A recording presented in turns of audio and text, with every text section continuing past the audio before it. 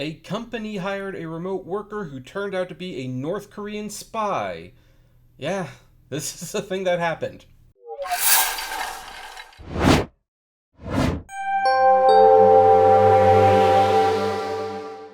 Hello everyone and welcome to my channel. This is Kevin the Entrepreneur and thank you for spending a few minutes of your time here with me today. This is going to be a kind of a quick one, but I was just kind of flabbergasted by this article. So here's the thing. I am a huge proponent of remote work. I think remote work is very important to the future of commerce. I believe that remote work offers better mental health for employees and workers. And it also frees up a lot of real estate that could go towards affordable apartments and things like that, maybe get the housing market under control.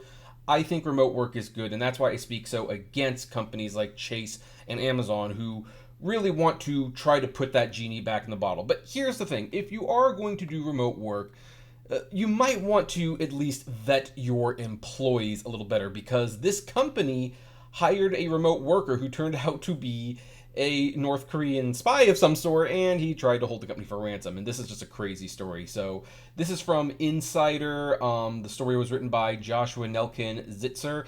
That's an awesome name, by the way. And let's look what it has to say. So, a company accidentally hired a North Korean remote IT worker who later stole sensitive company data and attempted to hold it to ransom after being fired, according to an American cybersecurity company. Now, I'm just going to stop right here. Okay.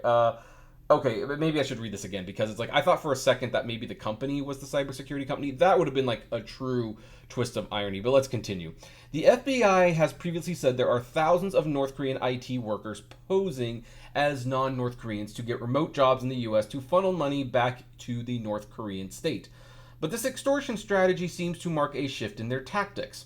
SecureWorks, which shared details of the incident with Insider, said its Counter Threat Unit, or CTU, uncovered the activity after an unnamed company, because which company wants to admit to falling for this one, based in either the US, UK, or Australia, so, wide net there on where this could be, received an extortion demand. BBC News reported that the company hired the technician as a contractor after he had falsified his employment history and personal details. Now, here's the thing. When you do hire online, this is definitely a problem. Like, people could, say, oh, I have this much experience, I actually went to this college, but they didn't really do it. But here's the thing. I don't know why you would hire someone, even if it is going to be for a remote position, without talking to them on the phone at least, maybe doing a Zoom video call where you see the person and you can see who it is you're actually hiring. I think that would have resolved a lot of these issues, and it does make me wonder, like, what company that's worth its salt would hire a remote worker without really seeing, like, okay, let's at least see what you look like. We know you're going to be working remotely and all that jazz, but like, let's do like as best of a face-on-face interview as we can to prepare for the role. But they didn't do that. So apparently early into his 4-month employment, he used remote work tools to infiltrate the company's systems, downloading a large amount of company data, according to SecureWorks. Well, I mean, he was probably given those tools by the company because it's remote. It said the company also received an email demanding a 6-figure sum in cryptocurrency for the information not to be published or sold online, because of course it's always cryptocurrency. It's unclear whether the ransom was paid. Well, I hope it wasn't, because you basically, you should never pay ransoms. You really shouldn't, because it just means like, oh, I need to get something else. I want that new car, that new Cybertruck. Yeah, folks, we'll be making a follow-up video on that one. But, so I'll just go hack this company again. These companies should never pay for ransoms, but of course it's up to them whether they want to encourage that behavior or not. So, SecureWorks CTU said salaries received via North Korea fraudulent IT worker schemes were attempts to bypass these sanctions and generate revenue for the country. By the way, notice that sentence there, generate revenue for the country. It's never for themselves, it's for the country, because that's just how North Korea operates. It's not about individual rights or freedoms or anything like that. It's what can you do for the country. It's kind of something similar for China, by the way, as well. So, according to a September report by Mandiant, a security firm that's a subsidiary of Google, it's not unusual for North Korean IT workers to be working several jobs at once, earning multiple salaries. Last year, FBI leaders warned that the money earned in salaries was being funneled into North Korean weapons programs. This incident, however, was slightly different, said Rafe Pilling, the director of threat intelligence at SecureWorks CTU. No longer are they just after a steady paycheck, he told Business Insider in a written statement. They are looking for higher sums more quickly through data theft extortion from inside the company defenses.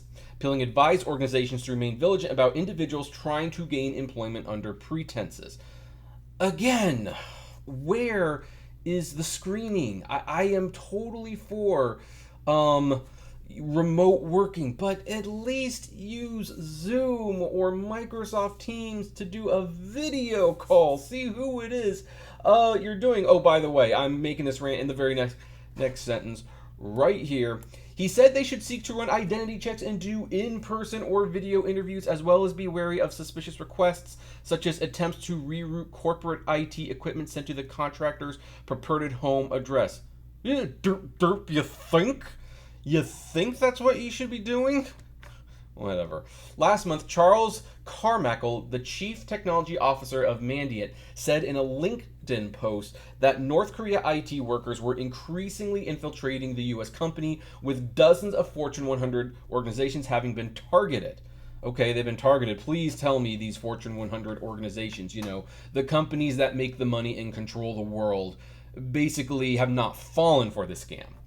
Carmichael said Mandiant investigations had found that North Korea was using a team of facilitators in the U.S. who received company laptops from U.S. employers and would then often run laptop farms from their homes. So, basically, that's a no. Now, here's the thing. Let me finish explaining.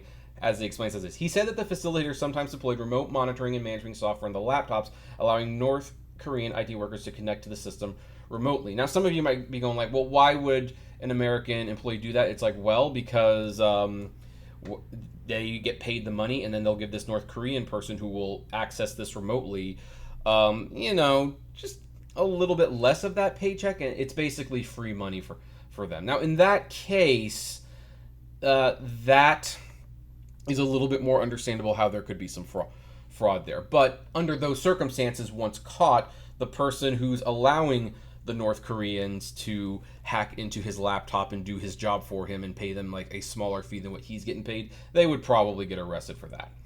In May, prosecutors accused an Arizona woman of aiding North Koreans to secure U.S. remote work jobs, which included positions at Fortune 500 companies.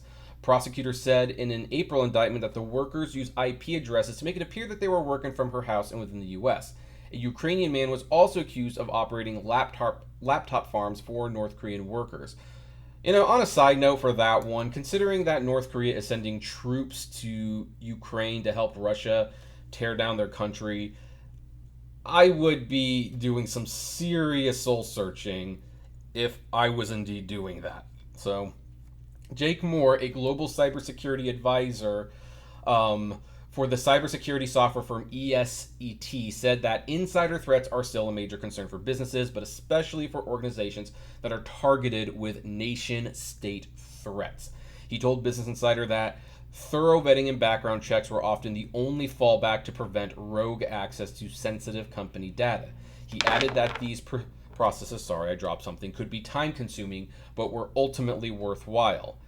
Yeah, if the companies are skimming on this to save a few pennies, then that's on them. And by the way, if you're a Fortune 100 company and you're doing that to save pennies, then you deserve to be hacked at that point. Giving away the keys to the castle from within has always been high risk, he said, but with prevailing international threats, new measures and improved vetting employees must be taken. So anyway, that's the story, and again, I thought this story was hilarious, and unfortunately, it's probably going to be used as an example by some of these big companies who are anti-remote work to say, hey, you see, if we do this, we could accidentally be sending money to North Korea. And the answer is no, you can't. I mean, if you do your job properly, it's unlikely this will happen. Now, there are some loopholes. Again, North Korea could be paying someone money or basically saying, hey, I'll do this job for you. You just give me a little bit of your paycheck, and then you're basically getting free money while I do your work for you. I mean, that is still a problem, and anyone caught doing that should probably be arrested and jailed. But for the most part, it seems like these companies are perfectly able to do background checks. The fact that cybersecurity companies are telling these companies, hey, have you had like a Zoom conversation with this person? Like you actually get on a video call and talk to them, like maybe that would help. The fact that that needs to be pointed out is just extremely sad, and it's very pathetic. So, yeah, that's going to be the end for this video. I think you can understand why I decided to keep my image of frustration the entire time rather than switching it up like I normally do, because how could you not be anything but frustrated at this total lack of common sense? But anyway, I would like to know what you think of this story. You can comment below, like, favorite, share, subscribe, and as always, flame responsibly. Have a good one. Hey, you made it to the end. Thank you so much for making it to the end. Just a few more things. First of all, the names that you see on the screen, these are our Patreon and YouTube member supporters, and I thank each and every one of them. Their support helps me make exclusive videos for Patreon and YouTube members, as well as keep the channel running, and of course is just of huge kindness to me. Also, don't forget to check out the iCritic-led podcast on Spotify, Apple, Google, Deezer, whatever podcasting service you listen to, it is there. We definitely want to see you there. And hey, there's also other videos that you can check out. So, check out these other channels, these other videos, especially that one. I think that's a really good one.